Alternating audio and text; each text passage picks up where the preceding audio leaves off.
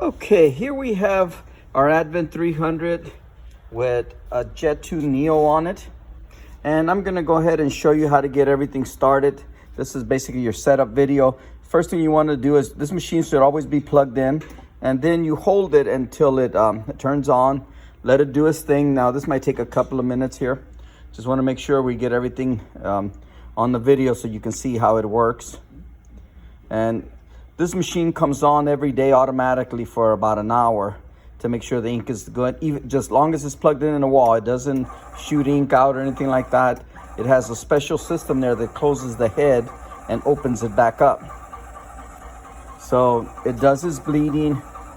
As I said, you wait for that to finish. So you can do this right before you're ready. First thing you should have done anyway already was have your labels in the machine and everything set up. And I've set it up for the large container, which will be this one here. This is the larger aerosol, and I'll show you how to do the quick changeover to the smaller one. And this will apply to any container you put in there. Now, once your machine is on, first thing you want to do is hit this arrow. This will open up the head inside there.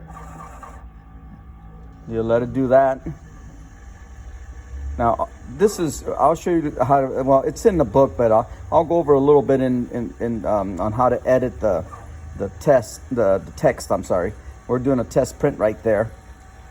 And as you see now, it's showing that it's opening up. And once it's open, both of these will be, and it'll double check everything, make sure everything's good. And then it should pop up that it's ready to go. Okay, so there, as you can see, it's already all the way open. And what you do is you hit the green button. So it is now ready to print. Now, what tells it to print is your sensor here. We have a sensor right there. And we put that on the guide so you can move it back and forth for the smaller cans. Okay, now, before I turn it on to print, I'm gonna do this here to double check it here. And I'm gonna show you on the photo eye. When we insert the container, you'll see this. See it's off. As the container goes in, it comes on, off, in. So that's how it would work as far as the printing. Now, so right now I have it off just because I wanted to show you that you can put the container in and out, and it shouldn't see anything until this is on now. So now we're gonna go ahead and run this, and I'm just gonna have Art here hold the phone, and I'm gonna go ahead and run this. As you can see, you would just insert the container, it will apply the label. Now this is the largest label I had here. So I'm running all the way down, but you can run it all the way up. And this is your print. Okay, now I'll go ahead and run a couple of more here. Now these are our cans, they don't have anything on them. So once again, just put it right here, insert, it labels it, pull it right back out.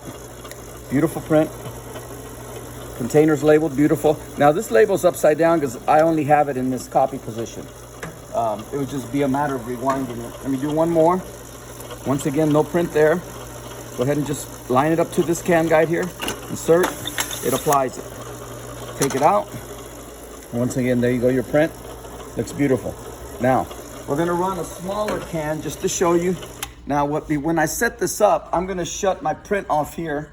So I'm gonna touch the red button so it doesn't shoot any ink out when it's doing that. So what I wanna do is now, I put my can in. I've already left my tires open so that the can will fit in here. Okay, for the smaller label. Now, so the next thing I would do is I would move my eye with the little thumb screw here, move it over to the cap here.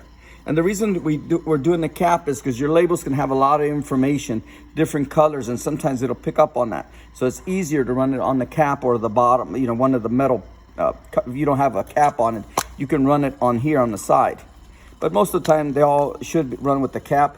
So you insert it, then you move your other guide here, move it in so that it lines up there. Should have a little play left to right. Okay, now this label's too big for this can. I don't want to go through changing the label over, but this is how you would change over to the next size. I'll go ahead and run it just so you can see. I'm going to turn the machine, touch the green button again, so it'll print when a label goes in. Now, this label's not gonna go on right because it's gonna go on top of here, but just to show you, basically here, you line it up here again. Now you can make this to any height or level you want. I like to bring it in this way so it touches. Then I bring it in, and then it puts the label on. As I said, this is not the correct label, but you'll see. Now this one has print on there already. I forgot to erase that. Hold on a second, I'm gonna erase it real quick. I'm gonna use some solvent to clean it up. And then we'll go ahead and run it against the machine. So now, no print here, as you can see, excuse me there. And I'm gonna run it one more time. As I said, the label won't go on nice as the chime is there. It's just to show you basically the print. So once again, you insert it. Okay, and it prints. Now, I apologize, I forgot this label has, you got to get it so it only sees the cap. This label has so many colors that it's picking up all of the colors.